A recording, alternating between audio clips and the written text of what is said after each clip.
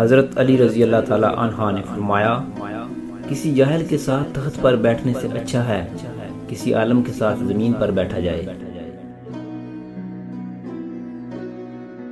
سب سے خطرناک ناراضگی وہ ہوتی ہے جس میں آپ کبھی اس شخص پر جتاتے نہیں کہ آپ ناراض ہیں اور دل ہی دل میں رکھتے ہیں، یہاں تک کہ ایک دن وہ دلوں کا کھوٹ رشتوں کے ٹوٹنے کا سبب بن جاتا ہے۔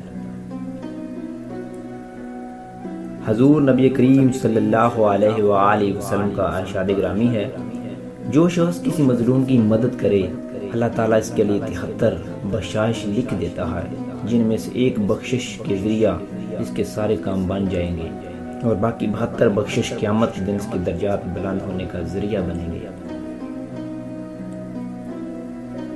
جس دن ہم یہ سمجھ جائیں گے کہ سامنے والا غلط نہیں، صرف اس کی سوچ ہم سے الگ ہے، تو اس دن زندگی سے بہت سے دکھ ختم ہو جائیں گے۔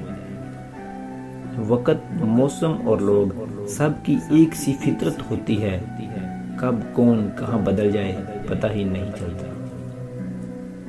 حضرت علی شیر خدا رضی اللہ تعالیٰ عنہ نے فرمایا، سورج کی کرنیں زمین پر پڑنے سے پہلے نیند سے اٹھ جایا کرو، کیونکہ اس وقت رزق تقسیم کیا جا رہا ہوتا ہے۔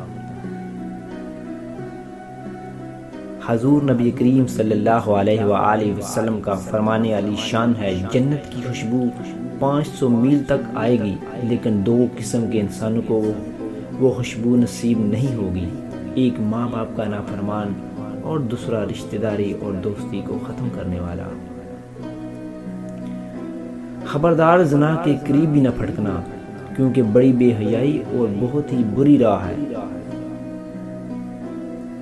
شہرت وہ ہے جو انسان ہمارے بارے میں سوچتے ہیں، اور کردار وہ ہے جو خدا اور فرشتے ہمارے بارے میں جانتے ہیں۔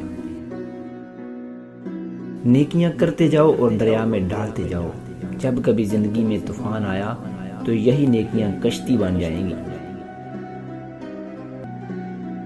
شیخ سعدی رحمۃ اللہ علیہ فرماتے ہیں، آدمی کے علم کا اندازہ تو ایک دن ہو جاتا ہے، لیکن نفس کی حبائس کا پتہ برسوں بھی نہیں چلتا۔ شیخ سعدی رحمۃ اللہ علیہ فرماتے ہیں، موتی اگر کیچڑ میں بھی گر جائے تو بھی قیمتی ہے، اور گرد اگر سامان پر بھی چڑھ جائے تو بے قیمت ہے۔ حضور نبی کریم صلی اللہ علیہ وآلہ وسلم کا ارشاد گرامی ہے، اللہ تعالیٰ ایسے شخص کو اپنے عرش کے سائے میں جگہ دے گا جس نے تنہائی میں اللہ کا ذکر ایسے کیا اس کے آنسو جاری ہو جائے۔